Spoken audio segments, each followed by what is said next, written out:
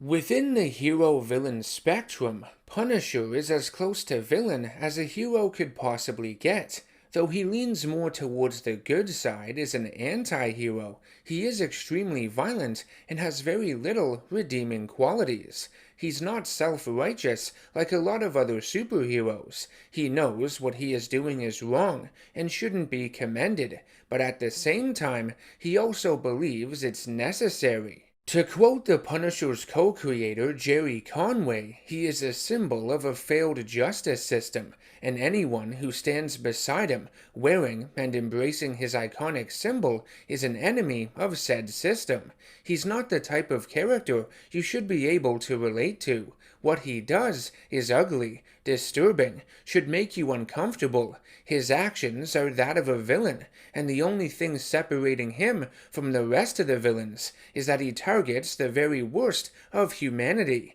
That's all. The Rogues Gallery of the Punisher is quite unique, because it's less of a grouping of recurring characters and more like a hit list. More often than not, the Punisher eliminates his enemies. If you get a visit from him, odds are you won't live to see tomorrow. In this video, I will be ranking my 10 favorite villains of the Punisher. If I miss any characters you would have mentioned, keep in mind this is my list, and you can always just share yours down in the comment section below. Anyways, let's begin.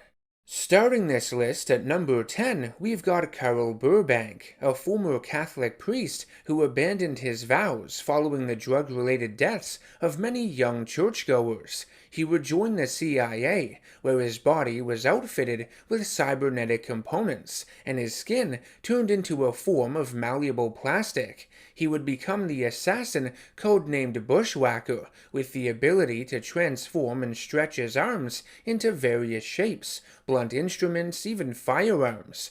Bushwhacker is usually depicted as an enemy of Daredevil, but has fought Punisher a few times too, being employed by other villains such as the Kingpin or Jackal. Next up at number 9 is Johnny Nightmare, created by Scott M. Gimple and Mark Texeira, who debuted in the aptly named 2013 Punisher storyline called Nightmare.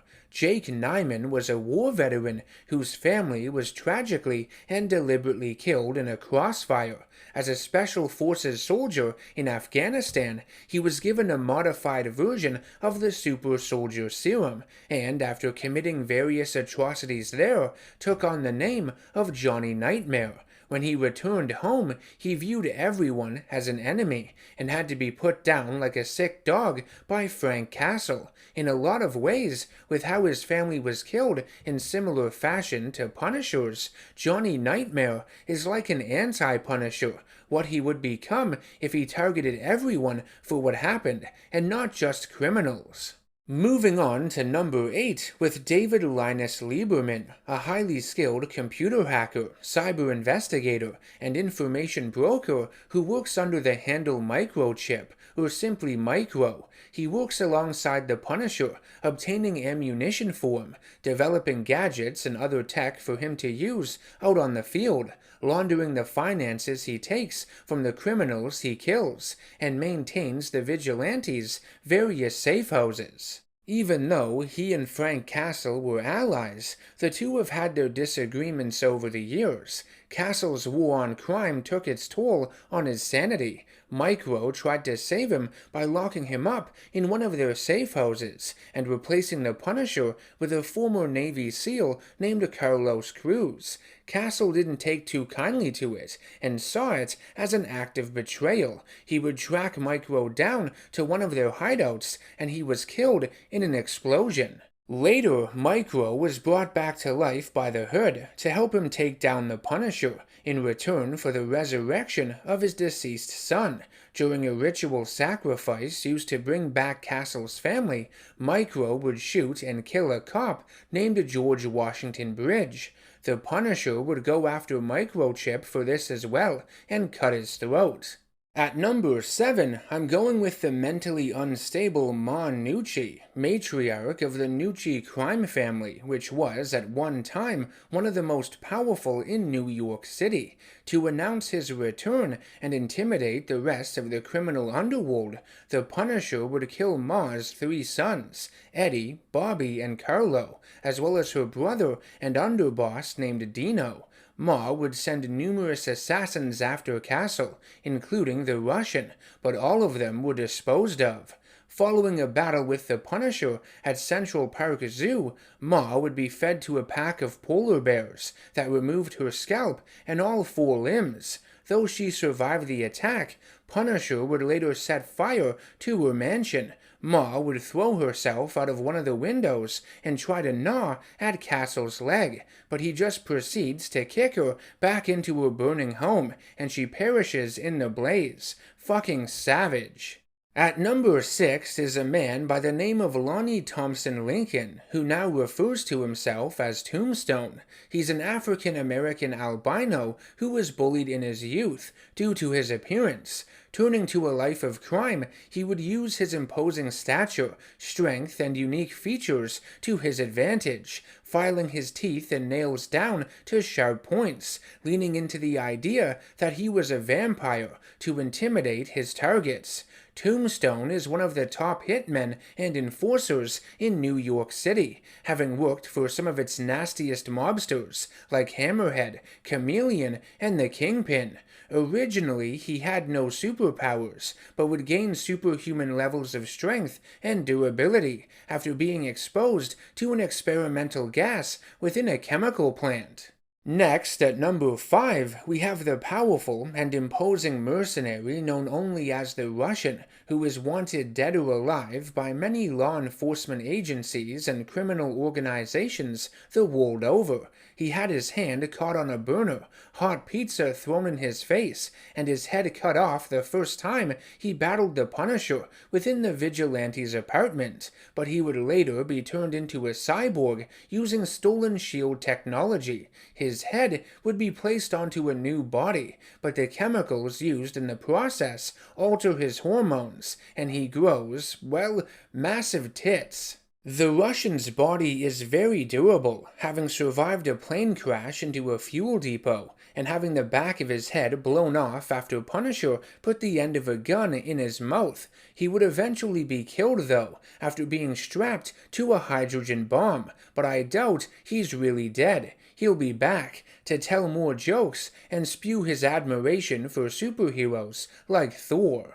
Moving on to number 4 with the psychopathic assassin Bullseye. As his name would suggest, he has insane marksmanship skills that border on superhuman. He's able to throw almost any object with lethal precision and can avoid projectiles and gunfire almost as well. Seeing him match wits and skill with the Punisher is always nail-biting. The two beat the crap out of each other every time they face off. Next up, at number 3, is easily one of my favorite Punisher villains hands down, Barracuda. I wasn't all that familiar with him until I read and reviewed the 2 Punisher storylines featuring him from the Max imprint, Barracuda and Long Cold Dark. Both are great, and if you are unfamiliar with him, I recommend you give that video a watch. Anyways, Barracuda is a tough-as-balls ruthless mercenary who gives absolutely zero fucks. He and Frank Castle go to war against each other in those stories, maiming each other's bodies. It's nasty and not for the faint-hearted. At number 2, I've chosen Wilson Fisk, a.k.a. the Kingpin, a classic Marvel villain, a character a lot of fans enjoy, myself included. He's a notable enemy of Spider-Man and Daredevil, but also the Punisher, among others. Due to Frank Castle's never-ending one-man war on crime, it would only be fitting that one of his best villains be someone in charge of a far-reaching and dominant criminal empire that, in a lot of stories, essentially owns New York, the Punisher's battlefront. And for my number one pick, the greatest Punisher villain of all time in my opinion is Billy Russo, Jigsaw. He was a hitman in New York's criminal underworld who valued his good looks, which garnered him the nickname Billy the Beaut. Following the death of Frank Castle's family, the result of a botched gangland execution in Central Park, Russo would be hired to cover up their deaths. After failing to kill Castle in an explosion, Frank, now the vigilante known as the Punisher, would track Russo down to a nightclub and kick him through a pane glass window, face first. On top of that, he also fell through multiple other ceilings of glass before hitting the ground, which severely disfigured his face, a face that had to be stitched back together like a jigsaw puzzle. Not only is Jigsaw's origin and appearance highly memorable, but I find the character himself to be very interesting, a homicidal maniac who has deep psychological scars on top of the superficial ones. He's insane, unpredictable, and the rivalry he has built up with the Punisher over the years has been extremely intense and personal. If you'd like more info on Jigsaw and his relationship with Frank Castle, check out my villain breakdown I did on him a few years ago. I won't go over it all again here. Those are my picks for Punisher's greatest enemies. Like I had mentioned at the start of this video, his rogues gallery is very unique compared to many other superheroes. The very nature of the Punisher character means a lot of his villains get buried 6 feet under. They don't get to come back for an encore, but there are a bunch of others I couldn't get into. If there are any antagonists he's had over the years that you have enjoyed for one reason or another, make sure to leave them in the comments section below. Share your picks for Punisher's 10 best villains as well. I'd love to hear your opinions.